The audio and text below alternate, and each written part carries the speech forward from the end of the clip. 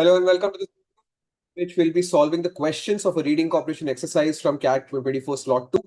In an earlier video, I had discussed this passage, what we are supposed to understand from the passage after finishing reading it for the first time. If you have not watched that video, I recommend you watch that and then come down to this particular video in which we'll be solving the questions.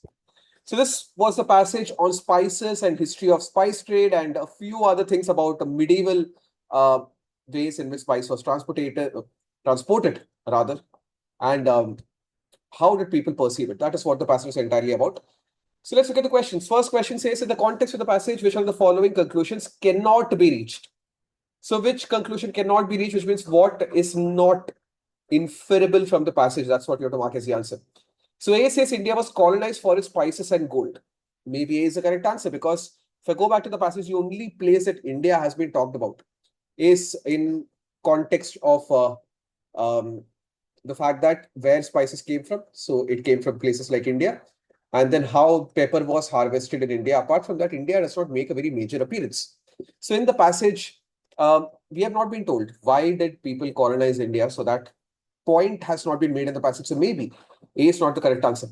B says tobacco was more marketable than spices. Given inside the passage, if you go back to the passage, you will realize that in the last paragraph, it clearly states that spices never had the enduring allure or power of gold and silver or the commercial potential of new products such as tobacco.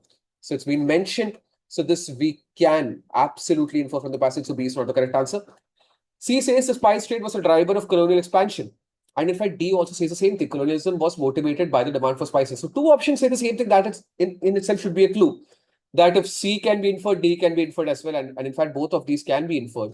From the last sentence of the very first paragraph, it says the desire for spices helped fuel European colonial empires to create political, military, and commercial networks under a single power. So C and D have both been mentioned or implied in the last sentence of the first paragraph. So these cannot be the answer. So clearly, only A is an option that is not directly present in the passage, and that's why A is an easy mark. I would say question number 1 is pretty simple. 2 says it can be inferred that all of the following contributed to a decline in the allure of spices except.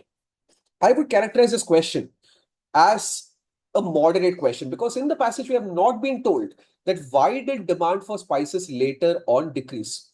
And the question is asking us to infer it from the passage, and hardly ever do we get such questions in the CAT paper where our inferences have to happen beyond the passage using information given inside the passage. And that's why it's not a very simple question to figure out the answer of.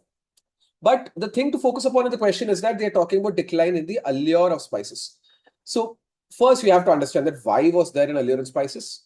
And if those reasons stop existing, then there will be a decline in the allure of spices. That's how we can actually reason out the answer to this question. And if you remember, the third paragraph of the passage, from here till here, is what is talking about why were spices so highly priced and what was the allure behind it. And the reasons that have been given is, number one, it is used for preservation, right? So spices were used to preserve meat for longer. It is used as medicine, and it is also used to make food taste better. So if these three reasons are removed, then the allure of spice will go down. That is what we have to keep in mind. And if I keep that in mind, if I say come back to the options, then I realize that changes in European cuisine, maybe that this might, not require spices to make food. So if it is not being used to make food, then the demand for spice goes down. Development of refrigeration techniques. If refrigerators are available, then the preservation is no longer needed. So demand for spice can go down. And changes in medical treatment. Spice was used as medicines. But if you have changes in medical treatment, then spice are no longer required. Medicines can be directly taken. So that's why D can also lead to a decline in the demand for spices. Whereas availability of spices being scarce is not directly implied in the passage. In one place, in the second to last paragraph, the relative scarcity is mentioned. But that first sentence of the second to last paragraph says geographical knowledge has a lot to do with the perceptions of spices' relative scarcity, which means that the author is not telling us directly that there was actual scarcity. The author is saying that there's a perception that people feel that there's a scarcity. And that is why option C is not going to be a reason for decline in the allure of spices, and that's why C will be the correct answer. You have to go back to the passage, analyze a bit, understand the question, read that part, decline in allure of spices, very, very carefully. Go back to the third paragraph, and then do a bit of analysis to eliminate the options. So that's why it's not a very simple question to get correct. I would put it in a moderate level difficulty. Coming to question 3 says if a trader brought white peppercorns from India to medieval Europe, all of the following are unlikely to happen except. All you need to do is go back to the passage and read where white peppercorns are mentioned, and you'll find that that is being mentioned in the last sentence of the second to last paragraph. Of course, this bit of lore would explain the shriveled black peppercorns, but not white, pink, or other colors. So the entire lore of burning trees to harvest pepper because there are snakes on it, that white peppercorns will actually debunk. And that is why A will be the correct answer, that Europeans would doubt the story of pepper harvesting. One more level of difficulty that this particular question adds is that you have to read the question very carefully because it's a double negative question. It's saying unlikely to happen except. So if you miss one of these negatives, you will get the question incorrect. Because unlikely to happen except means what is likely to happen. Two negatives may make a positive.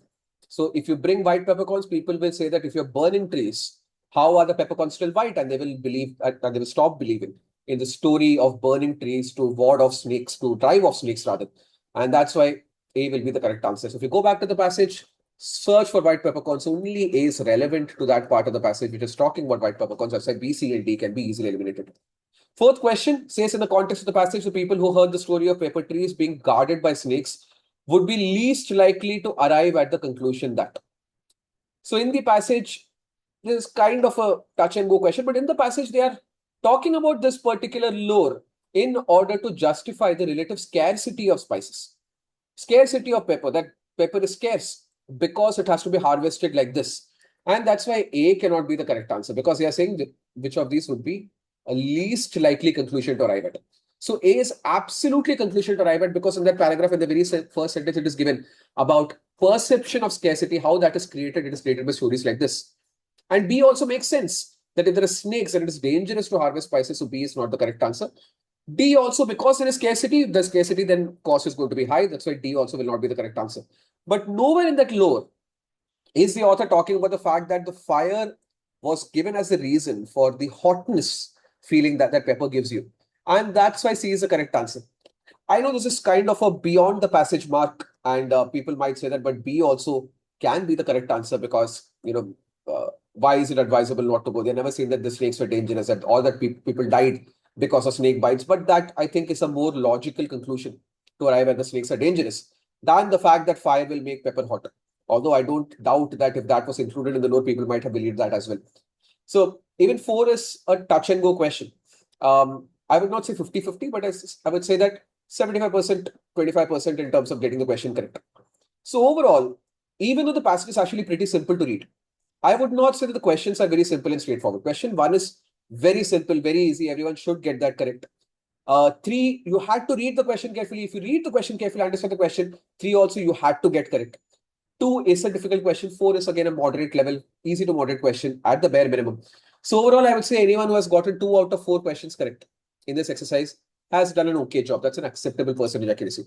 But if reading comprehension is your strength, then I would say that 3 out of 4, even in this exercise, you have to get correct, because you have no excuse to get a question like question number 3 wrong. You have to read the question very carefully. So 3 out of 4 people who are relying on VARC to spike up their overall scores, they have to get 3 out of 4 correct. Otherwise, if you are wanting to sail through VARC with a safe score, I think 2 out of 4 is an acceptable accuracy percentage when it comes to this exercise. Thank you.